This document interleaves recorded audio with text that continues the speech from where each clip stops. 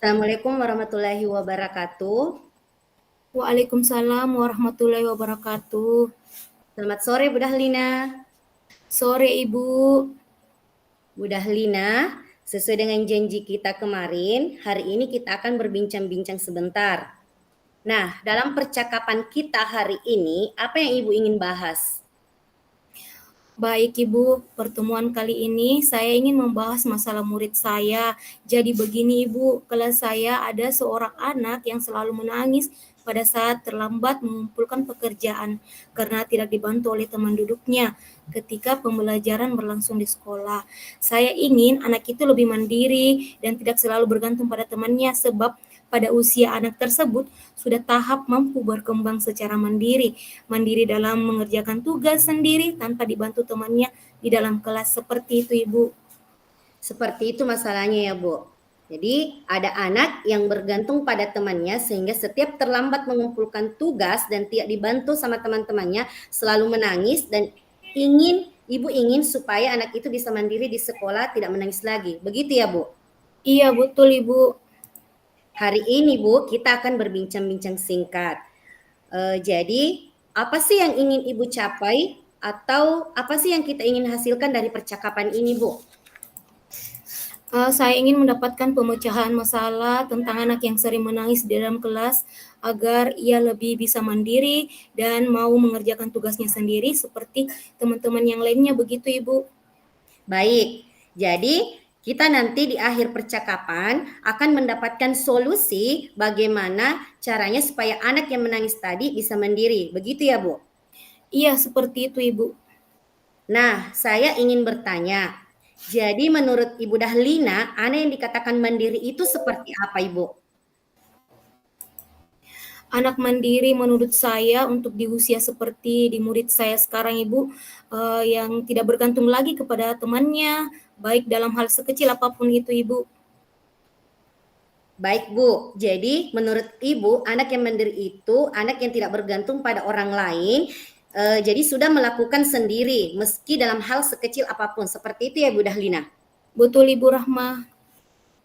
Nah, oke, indikator seorang anak dikatakan mandiri itu bagaimana Bu? Anak yang bisa mengerjakan tugasnya sendiri tanpa dibantu oleh temannya minimal tidak menangis ketika terlambat mengumpulkan tugas karena tidak dibantu temannya. Seperti itu Ibu Irma. Jadi indikator pertamanya, anak itu tidak menangis ketika tidak dibantu temannya. Nah, kira-kira menurut Ibu Dahlina, apa yang membuat anak tersebut menangis? Bisa jadi anak tersebut kurang nyaman dengan lingkungan belajarnya dan belum bisa mengerjakan tugasnya sendiri tanpa bantuan temannya. Begitu Ibu Irma. Berarti anak tersebut menangis karena belum bisa beradaptasi dengan lingkungannya dan belum bisa mengerjakan sendiri tugasnya tanpa bantuan temannya. Seperti itu ya, Ibu?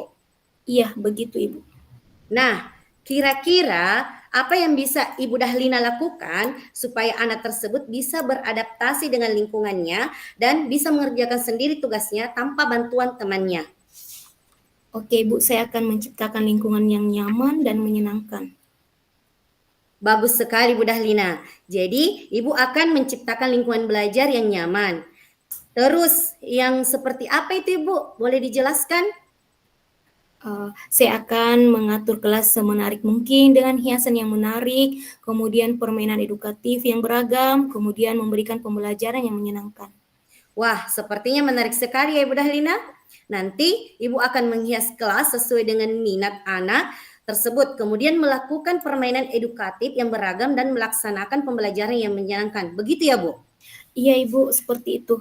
Oke, kan ini yang berhubungan dengan lingkungannya Bu. Selanjutnya, untuk bisa mengerjakan sendiri tugasnya tanpa bantuan temannya, kira-kira apa yang akan Ibu Dahlina lakukan?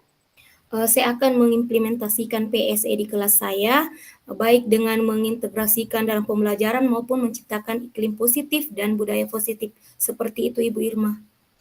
Baik Ibu, jadi nanti Bu Dahlina akan mengimplementasikan PSE di kelas, baik dengan mengintegrasikan dalam pembelajaran maupun menciptakan iklim positif dan budaya positif. Seperti itu ya Bu?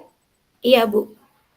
Nah, kira-kira langkah apa yang Ibu Dahlina lakukan dalam mengimplementasikan PSE ini?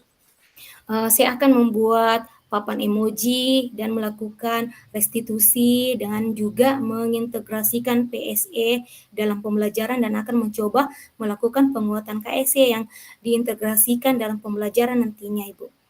Baik Ibu, saya kira itu sangat menantang ya Bu, menantang sekali.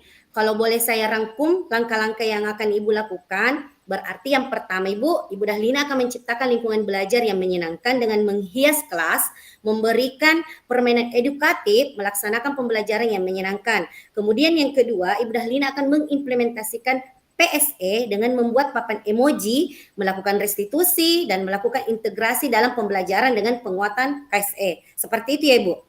Iya, Ibu Irma. Nah, di antara beberapa langkah-langkah yang tadi yang saya sebutkan, kira-kira menurut Ibu Dahlina, mana yang paling mungkin dilakukan terlebih dahulu yang bisa diaplikasikan nanti?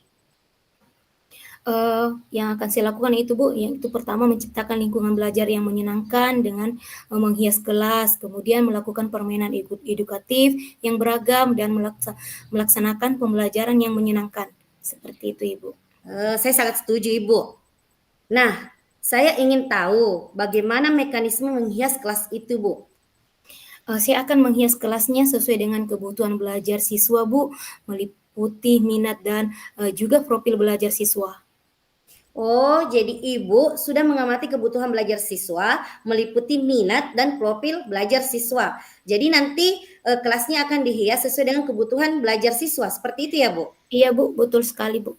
Oke, kira-kira dalam menghias kelas nantinya Ibu, apakah ada yang bisa membantu Ibu Dahlina dalam menghias atau Ibu Dahlina sendiri yang akan mengerjakannya, Bu? Nah, saya akan berkoordinasi dengan wali murid atau orang tua dan akan mengajak juga semua anak-anak dalam menghias sehingga anak mereka bangga dan ikut memiliki kelasnya. Begitu ya, Bu. Baiklah, dari percakapan kita yang sudah sampai di akhir ini, apa kira-kira yang Ibu Dahlina dapatkan dari percakapan kita hari ini?